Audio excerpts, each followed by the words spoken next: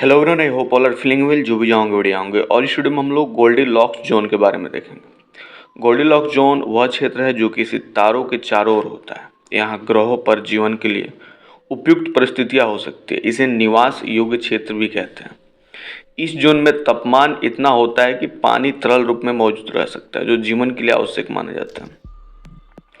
इसका जो मुख्य बिंदु है, ना ज़्यादा गर्म होता है ना ज़्यादा ठंडा होता है। गोल्डीलॉक्स जोन में तापमान बिल्कुल सही होता है, जैसे कि पृथ्वी पर, जहाँ पानी ना तो पूरी तरह जमता है और ना ही वाष्प बनकर उड़ जाता है।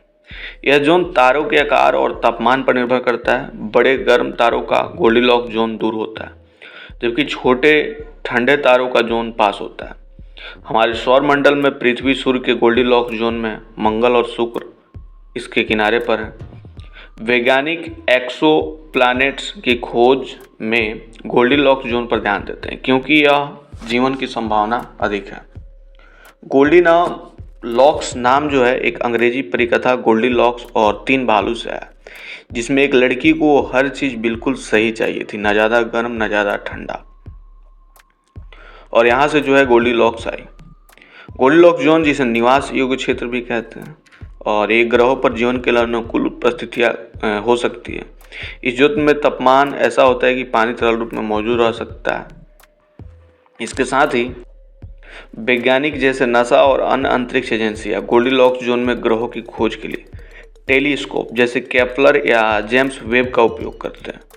कुछ प्रसिद्ध एक्सो प्लैनेट्स जैसे कि केपलर 45-2b, ट्रैपिस्ट 1 सिस्टम के ग्रह अपने तारों के गोल्डीलॉक्स जोन में पाए जाते हैं।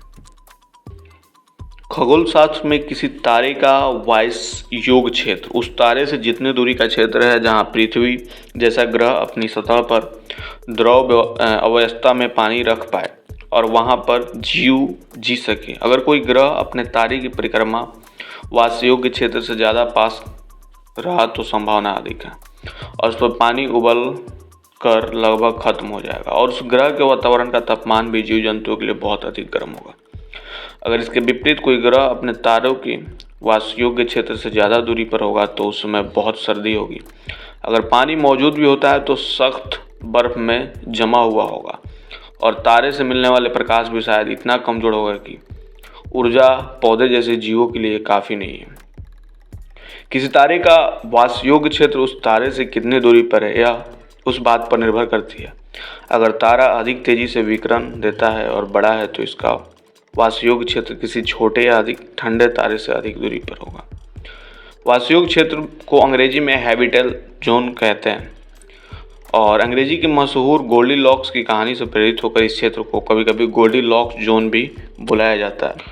चंद्रमा अध्ययन से जुड़े वैज्ञानिकों को लगता है कि उन्होंने चंद्रमा पर सबसे गर्म स्थान, साथ ही लगभग 200 गोल्डीलॉक्स जोन खोजे हैं, जिसका औसत तापमान अमेरिका के सैन फ्रांसिस्को के समान है। चंद्रमा पर तापमान में उतार चढ़ाव होता है। चंद्रमा के कुछ हिस्से दिन के दौरान 260 डिग्री फ़ारेनहाइट यानी 127 डिग्री सेल्सियस तक गर्म होते हैं और रात में -280 डिग्री फ़ारेनहाइट यानी 173 डिग्री सेल्सियस तक गिर जाते हैं। लेकिन नए विश्लेषण के अनुसार चंद्रमा पर स्थित 206 वाले गड्ढे में हमेशा 63 यानी 17 डिग्री सेल्सियस तापमान होता है, जिसका अर्थ हुए मनुष्य के लिए एकदम सही है।